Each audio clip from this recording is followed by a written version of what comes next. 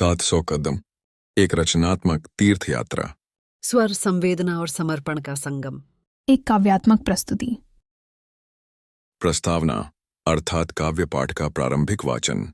शब्दों की यात्रा जब साधना बन जाए और भावों का प्रवाह जब आत्मा को स्पर्श करे, तो वहां केवल साहित्य नहीं, एक आत्मिक तीर्थ जन्म लेता है।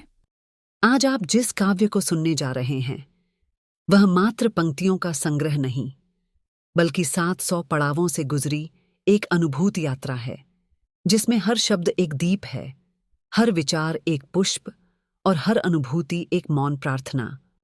यह काव्य 700 कदम, एक रचनात्मक तीर्थ यात्रा, आपको वहां ले चलेगा जहां लेखक ने स्वयं को भी खोजा और पाठकों के स्नेह में स्वयं को पूर्ण पाया। तो आइए उन्हीं दीपों की लौ में कुछ क्षणों के लिए साथ चलें, जहां स्वर, संवेदना और समर्पण एक हो जाते हैं।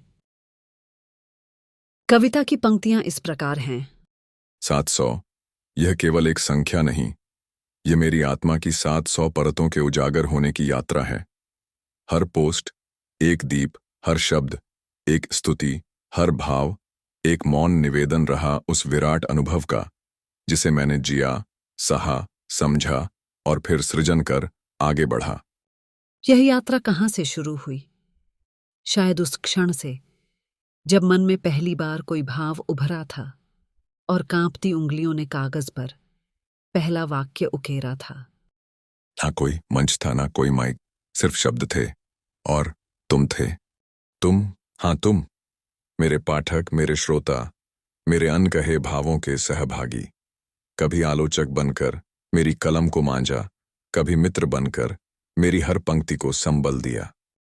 इन 700 कदमों में कभी मेरी लेखनी हंसी के फूलों में महकी, तो कभी आंसुओं की धार में भीग गई।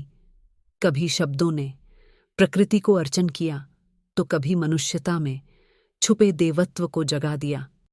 और अब जब मैं ये 700वां दीप जला रहा हूं, तो कोई थकान नहीं है, केवल एक मौन आभार है उन लम्हों के लिए जिन्होंने मुझे रचनाकार बनाया, और उस विराट पाठक समूह के लिए जिन्होंने मेरी रचनाओं को अपने भीतर की आवाज कहा। यह कोई अंत नहीं, एक नवीन आरंभ है।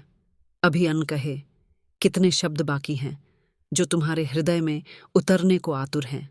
कलम अभी ठहरी नहीं, वह तो तुम्हारी आंखों में अगला सपना ढूंढ रही है। धन्यवाद इस यात्रा को तीर्थ बनाने के लिए। 700 बार झुककर 700 बार नमन।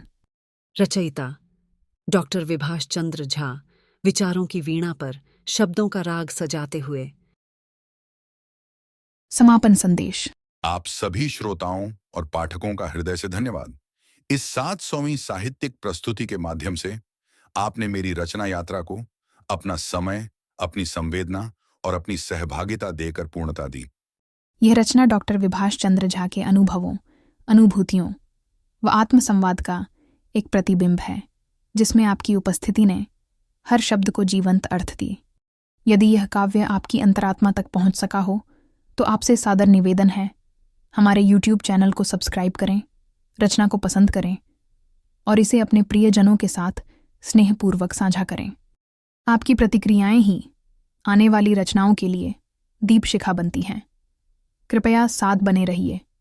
शब्दों की अगली यात्रा में पुनः मिलेंगे। अनुरोधकर्ता डॉक्टर विभाष चंद्र झा, विचारों की वीणा पर शब्दों का राग सजाते हुए।